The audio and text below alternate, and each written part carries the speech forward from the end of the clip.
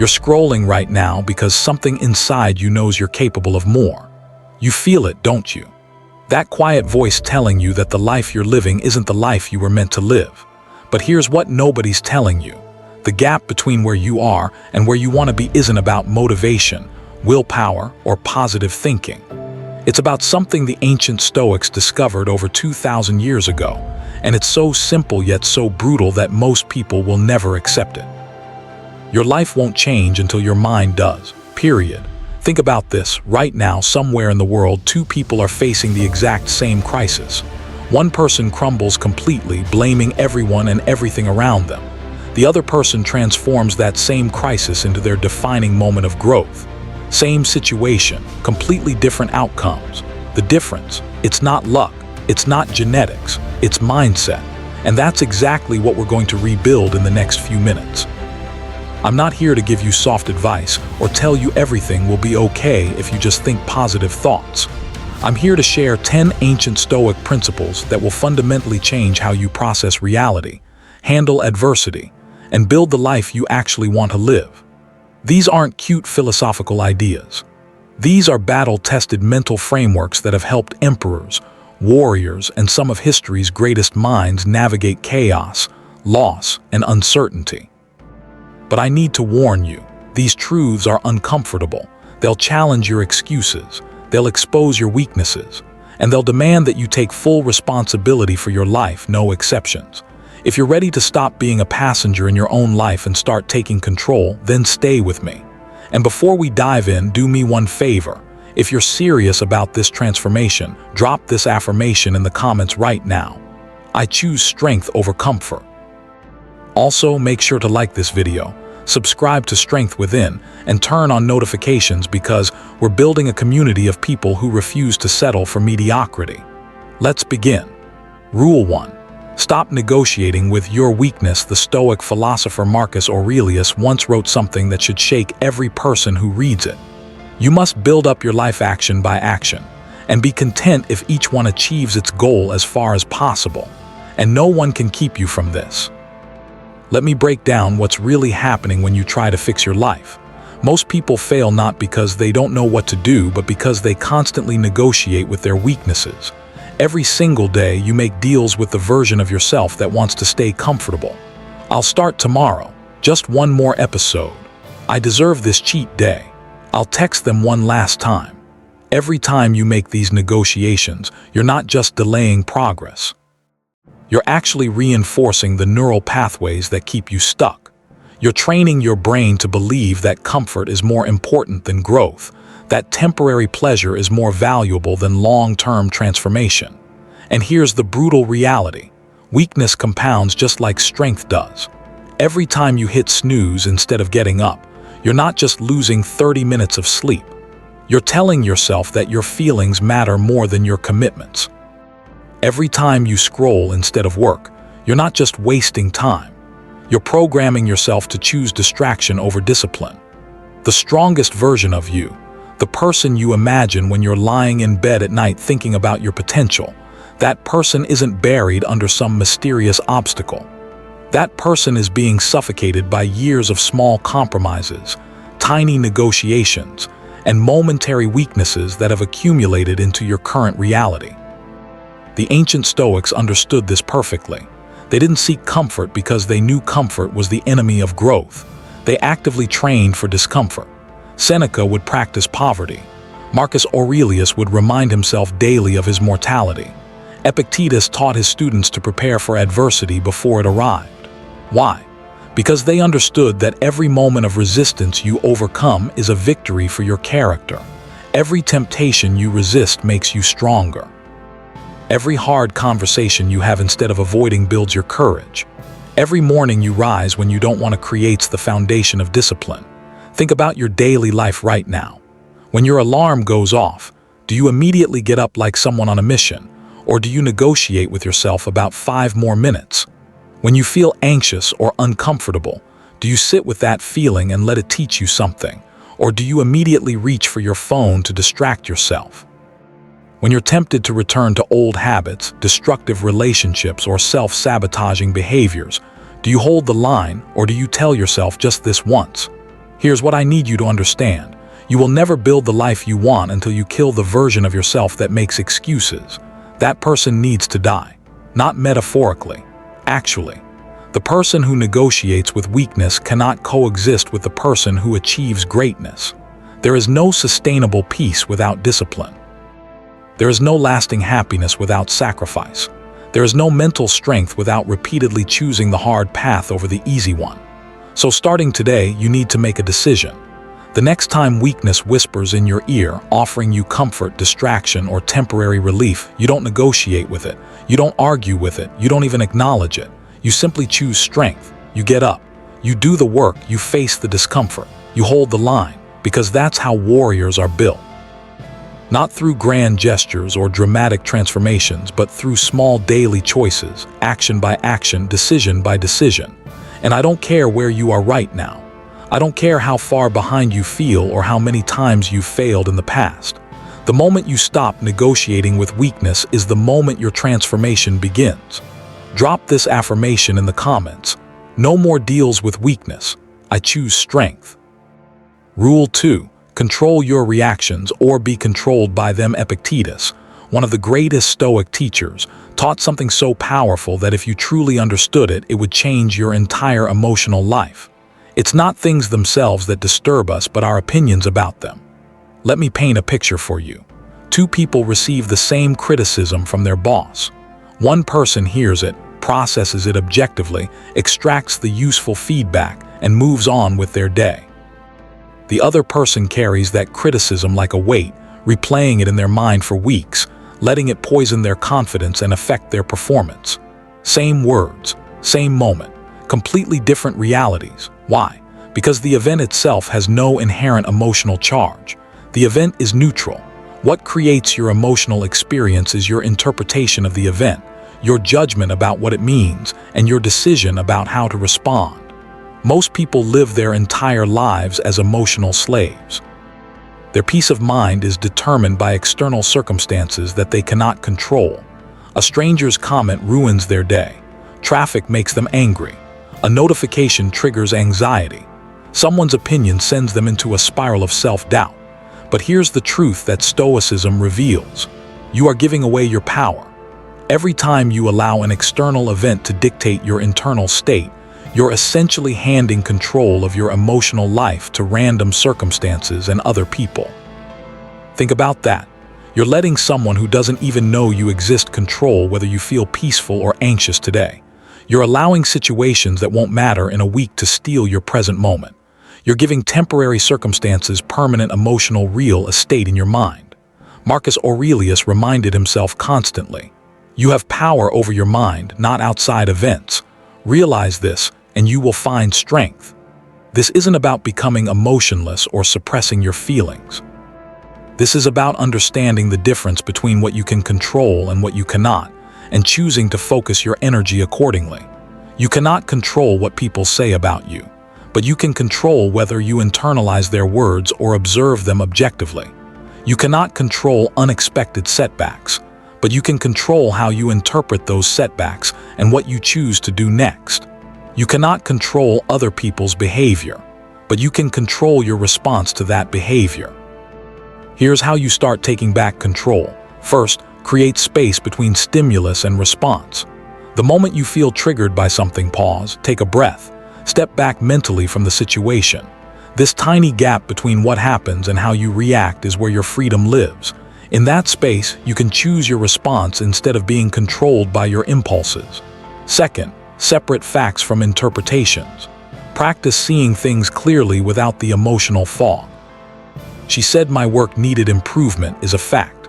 "I'm not good enough and everyone thinks I'm incompetent" is a story you told yourself. Learn to distinguish between reality and the narrative your mind creates about reality. Third, ask yourself, what part of this situation do I actually control?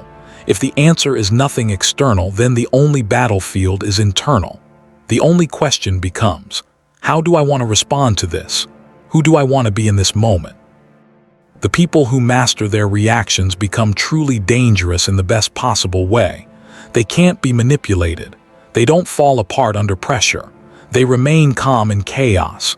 They choose their responses carefully and deliberately instead of being jerked around by every external stimulus. And this is a skill. You're not born with it. You build it like a muscle.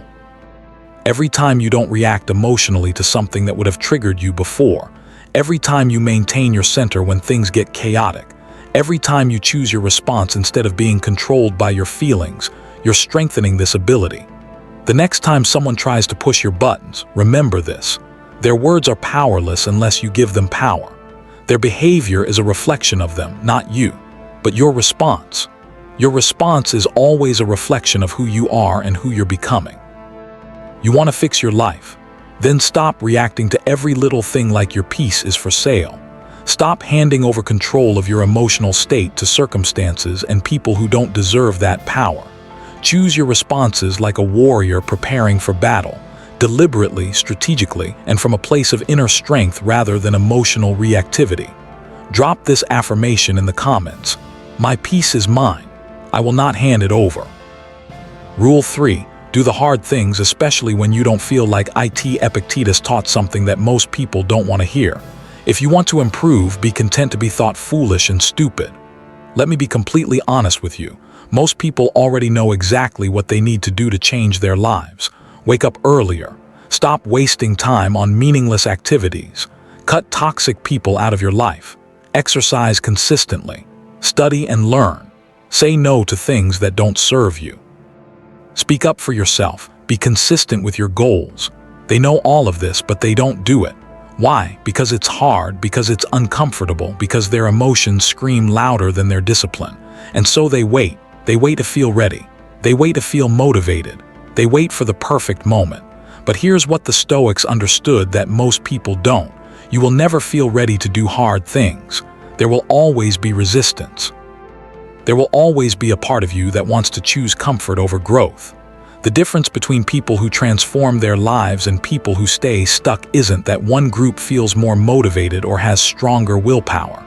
The difference is that one group has learned to act regardless of how they feel. Motivation is an emotion. It comes and goes. It's unreliable. Discipline is a decision. It shows up whether you feel like it or not. And every single time you choose to do the hard thing when you don't feel like it, you're building something far more valuable than any external achievement. You're building character. You're building self-trust. You're building the mental armor that will carry you through every future challenge. Going to the gym when you're tired, that's not just physical exercise. That's a declaration to yourself that your commitments matter more than your comfort. Having the difficult conversation you've been avoiding. That's not just communication. That's courage training. Choosing to work on your goals instead of scrolling. That's not just productivity. That's self-respect in action. Seneca wrote something profound. We suffer more often in imagination than in reality. Think about how many battles you've already lost in your head before you ever tried. How many goals you've abandoned not because they were impossible, but because they were uncomfortable. How many opportunities you've missed not because you weren't capable, but because you were afraid of how it might feel. If you want to fix your life, you need to fundamentally change your relationship with discomfort. Stop avoiding it. Stop fearing it. Start seeking it out. Because the things you avoid today become the regrets you carry tomorrow. Here's the brutal truth. You'll never feel completely ready to change your life. There will always be a reason to wait. There will always be something that doesn't feel quite right. But the cost of waiting is measured in years you'll never get back, potential you'll never realize, and the person you'll never become. So what do? You wake up and do the work anyway, even when your mind resists, even when it feels unfair, even when nobody's watching and nobody will applaud you for it. You don't do it for applause. You don't do it for recognition. You do it because you made a commitment to yourself, and keeping that commitment is how you build self-respect. When your body wants to quit, when your emotions start complaining, when your thoughts start filling with doubt, that's not a signal to stop. That's the moment where strength is forged. That's the crucible. That's where average people turn back and exceptional people push forward. Remember this, you can choose the pain of discipline now, or you will experience the pain of regret later. Either way, there will be pain. Only one path leads to the life you actually want. Stop looking for shortcuts. Stop expecting transformation to be easy or comfortable. Real change is often ugly. Real change can be lonely. Real change is almost always painful. But it's also the only thing worth pursuing. Because every hard thing you do now becomes a softer future later. Every bit of resistance you overcome now becomes a story of strength you tell yourself tomorrow.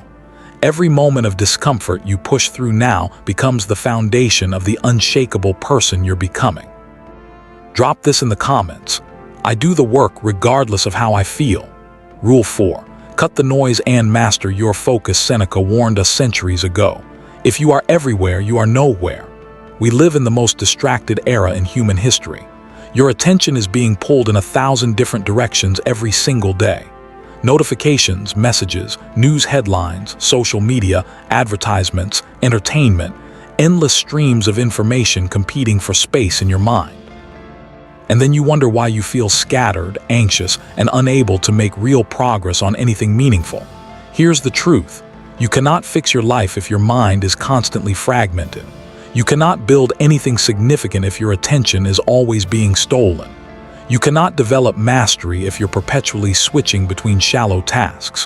One of the most powerful Stoic principles is this: protect your focus like your life depends on it, because it does. Marcus Aurelius wrote, "Concentrate every minute like a Roman on doing what's in front of you with precise and genuine seriousness." Notice what he didn't say. He didn't say multitask. He didn't say keep all your options open. He didn't say stay updated on everything happening around you. He said concentrate, focus. Give your full attention to what's in front of you. Think about your actual daily experience. How often are you truly present in what you're doing? How much of your time is spent creating versus consuming?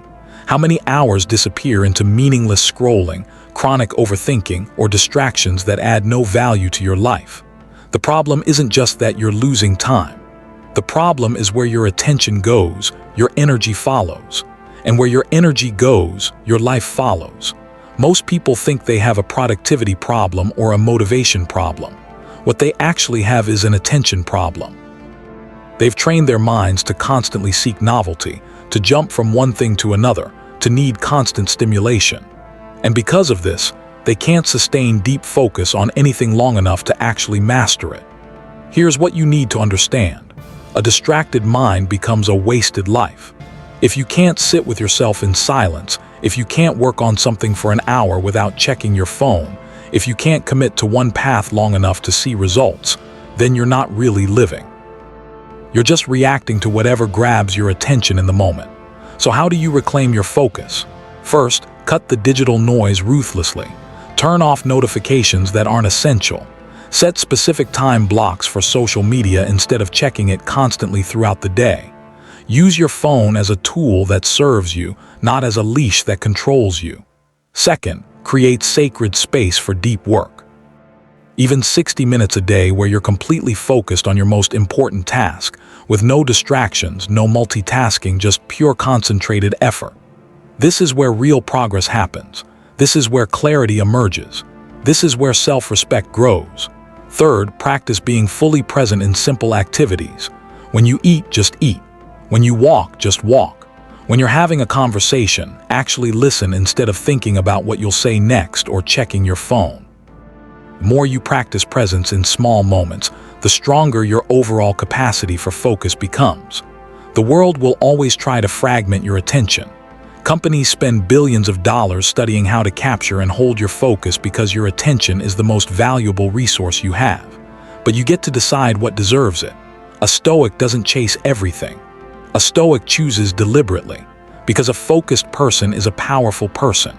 A focused person can build, improve, learn, and lead.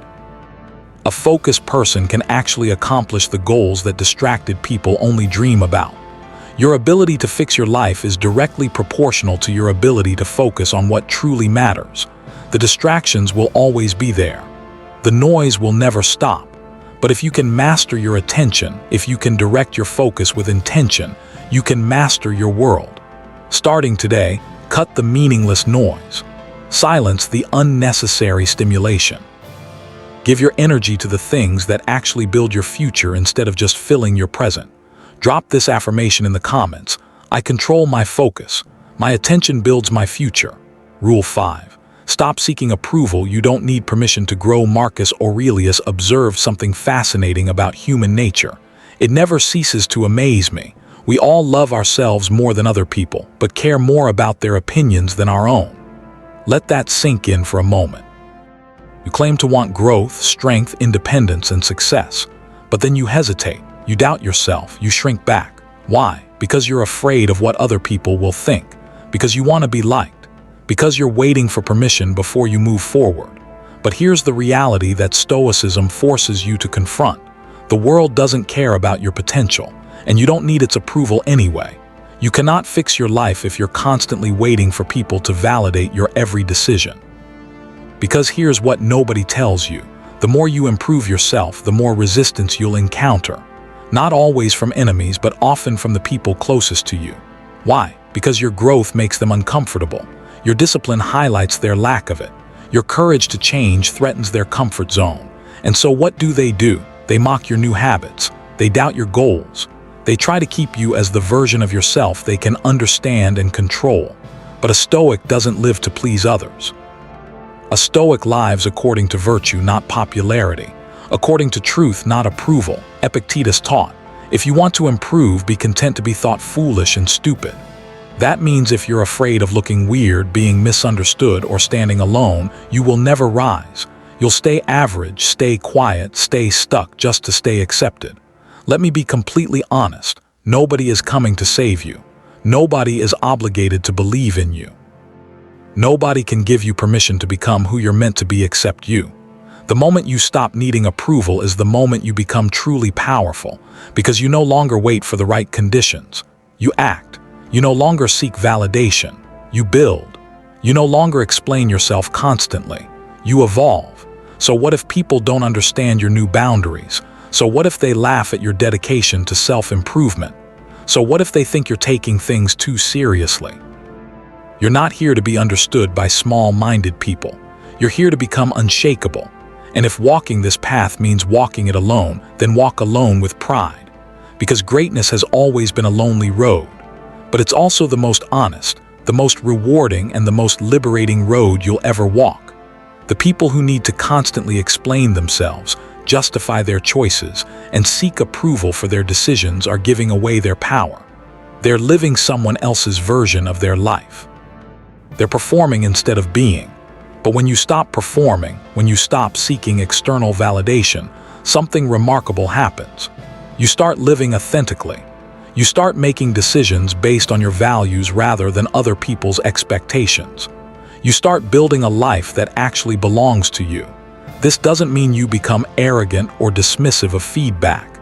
It means you develop the wisdom to distinguish between useful input and noise. It means you understand that not everyone's opinion deserves weight in your life. It means you build such strong internal validation that external validation becomes irrelevant. So stop waiting for permission.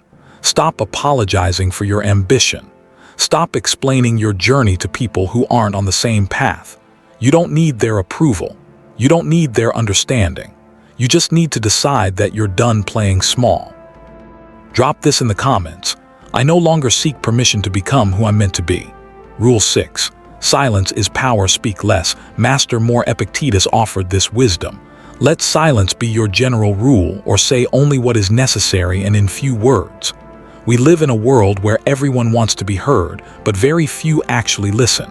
Where everyone wants to appear wise, but very few take the time to become wise. The result? Endless noise, shallow conversations, and lives lived on the surface.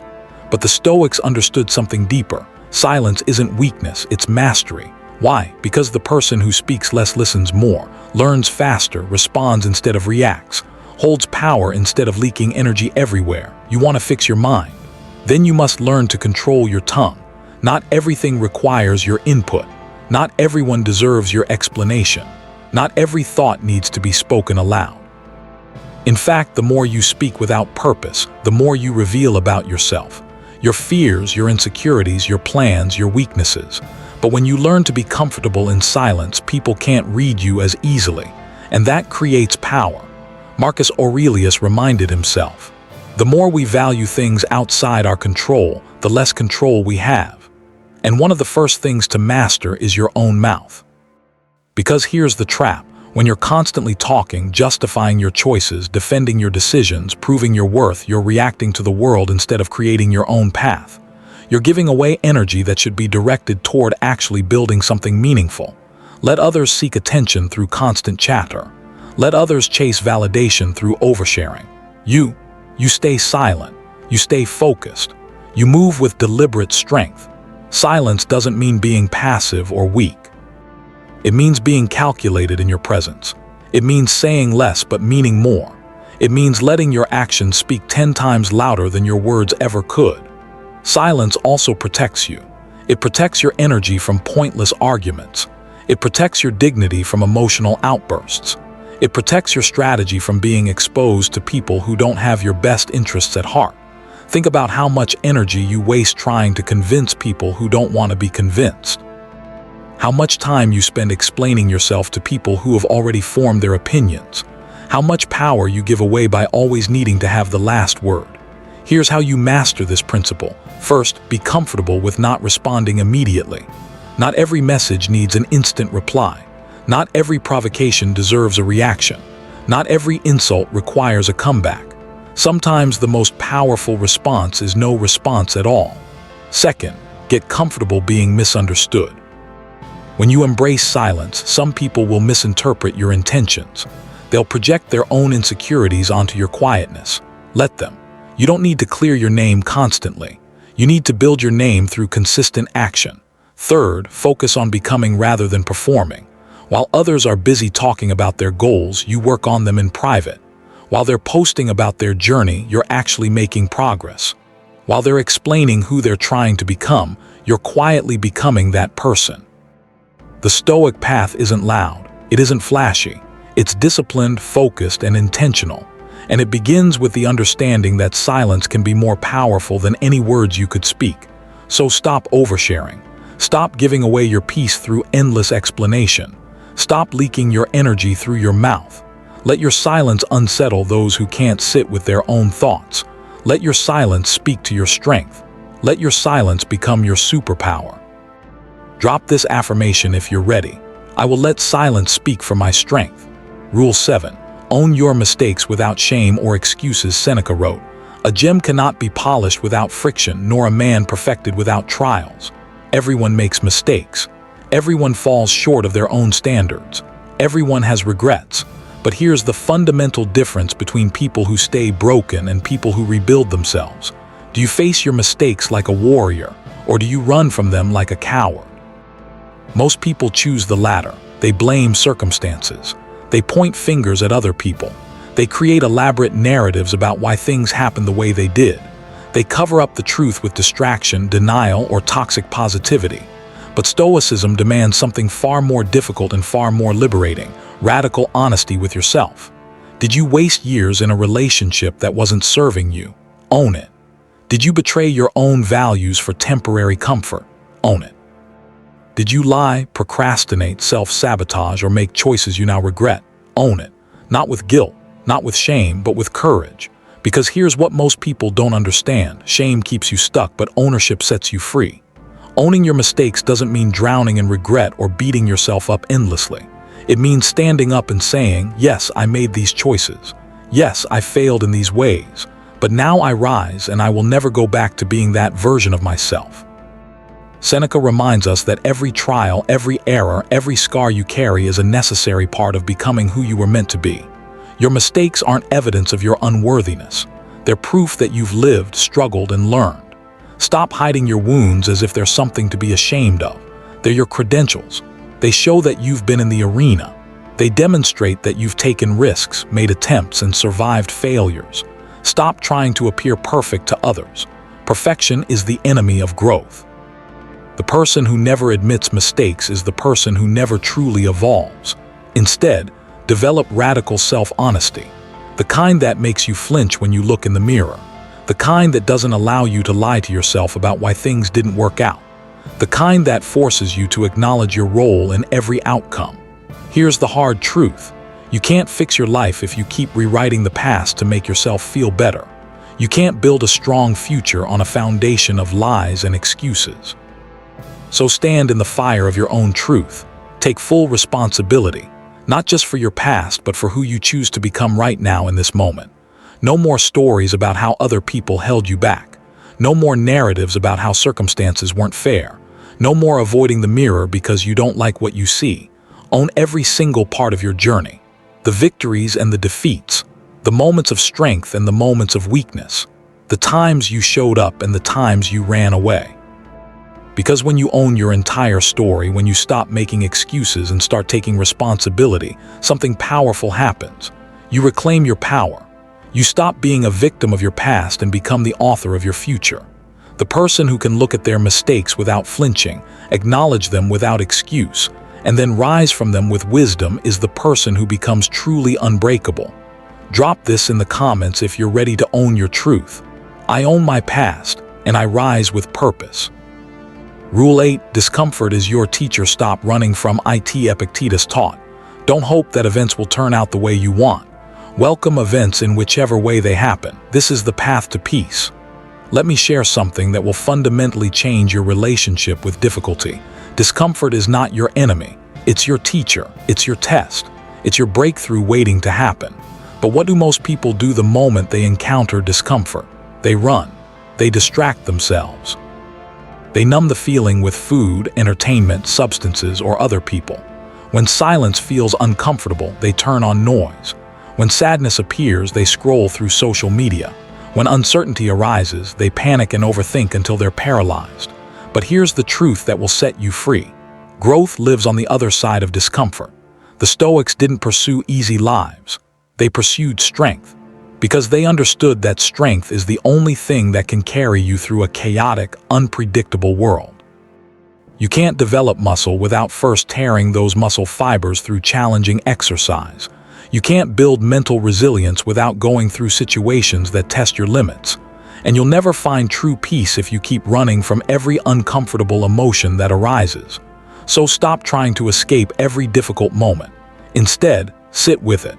Ask yourself, what is this teaching me? What strength is this discomfort trying to build in me? Because every heartbreak, every failure, every setback, every rejection isn't punishment, it's preparation. It's life training you for something greater if you're willing to learn the lesson instead of just feeling the pain. Marcus Aurelius faced plague, war, betrayal, and loss, yet he wrote, "If it is endurable, then endure it. Stop complaining." That's not cold or heartless. That's clarity. That's understanding that complaining about unavoidable difficulty only adds psychological suffering to physical or emotional pain. Discomfort is not here to destroy you. It's here to reshape you, to reveal what you're made of, to show you capabilities you didn't know you possessed. But this transformation only happens if you stop running. Only if you face discomfort directly, with courage and curiosity rather than fear and avoidance. The next time something hurts, the next time you feel anxious or uncertain or afraid, remind yourself, this moment is not meant to be comfortable. It's meant to make me stronger. And when you truly internalize this understanding, when you stop fearing discomfort and start seeing it as the training ground for excellence, something remarkable happens. You become unstoppable. Because most people will quit the moment things get hard. Most people will retreat to comfort the second they feel challenged. But you'll lean in. You'll get curious. You'll extract the lesson and become stronger. That's the Stoic way. Not avoiding difficulty, but meeting it with such fierce presence that it transforms you. Drop this in the comments. Discomfort is my teacher. I no longer run. Rule 9.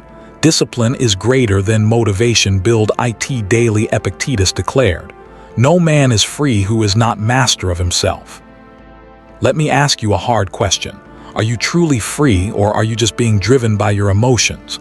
Because here's what most people don't understand. Freedom doesn't come from doing whatever you want in the moment. Freedom comes from doing what you must, especially when you don't want to. That's called discipline. And it's what separates people who talk about change from people who actually create it. Motivation is emotional. It's a feeling. It's a temporary state that comes and goes like weather. But discipline is a system. Discipline shows up even when motivation doesn't. Discipline gets you out of bed when every part of you wants to stay under the covers. Discipline makes you do the work on bad days, good days, and every day in between. The Stoics mastered this understanding. They trained their minds to operate independently of their feelings. They built routines, habits, and standards not based on how they felt, but based on who they wanted to become. Marcus Aurelius still fulfilled his duties as emperor while grieving, exhausted, and under tremendous pressure. He didn't wait for perfect feelings. He didn't need to feel motivated. He just did what needed to be done because duty matters more than feelings. If you want to transform your life, stop chasing motivation hacks and start building daily discipline. Wake up at the same time every day. Move your body consistently. Control what you put in your body. Learn something new daily. Practice focus. Meditate. Reflect on your progress. It's not exciting, it's not glamorous, it's repetitive and sometimes boring, but it works. And more importantly, it builds character. You won't feel like doing these things every day. And that's completely okay. In fact, that's the point. Show up anyway. Do the work anyway.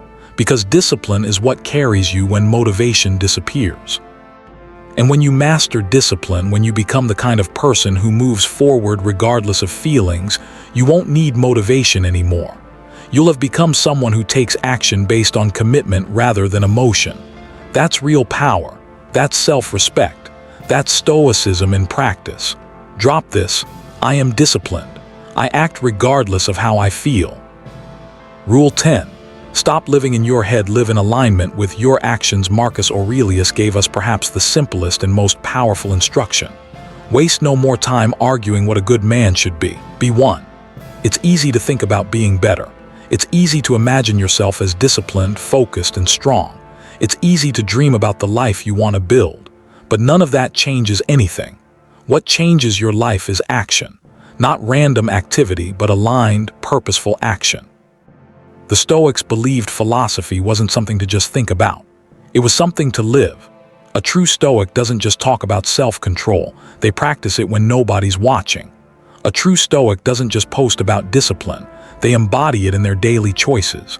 But most people live in contradiction. They say they want peace but engage in gossip and drama. They say they want growth but procrastinate and waste time. They say they value discipline but live as slaves to their emotions. Here's the brutal truth. It doesn't matter what you know. It matters what you do. All the quotes, all the wisdom, all the knowledge means absolutely nothing if your daily actions contradict it. You want to fix your life? Then stop performing. Stop pretending. Stop talking about who you want to become and start being that person right now. If you say you're disciplined, prove it with your daily choices. If you say you value time, stop wasting it. If you say you're focused, demonstrate it through your actions. Don't chase perfection, chase alignment. Because when your values and your actions match, when there's no gap between who you claim to be and who you actually are, that's where peace lives. That's where self-respect grows. That's where integrity is built. Marcus Aurelius didn't sit around contemplating the ideal person. He said, be one, not later, not when conditions are perfect, now. So from this moment forward, every time you feel confused about what to do, ask yourself, what would the strongest, most aligned version of me do right now? And then do that. Let your life speak louder than your words. Let your consistency replace your need for recognition. Let your quiet alignment make you unshakable. Because when your actions match your values, when you live with integrity, you become someone who can't be broken by external circumstances. Drop this final affirmation. I will live as the person I claim to be. You've now learned 10 brutal Stoic principles for fixing your life. Not soft advice, not empty motivation, but real tested wisdom that has helped countless people navigate chaos, build strength, and create lives of meaning.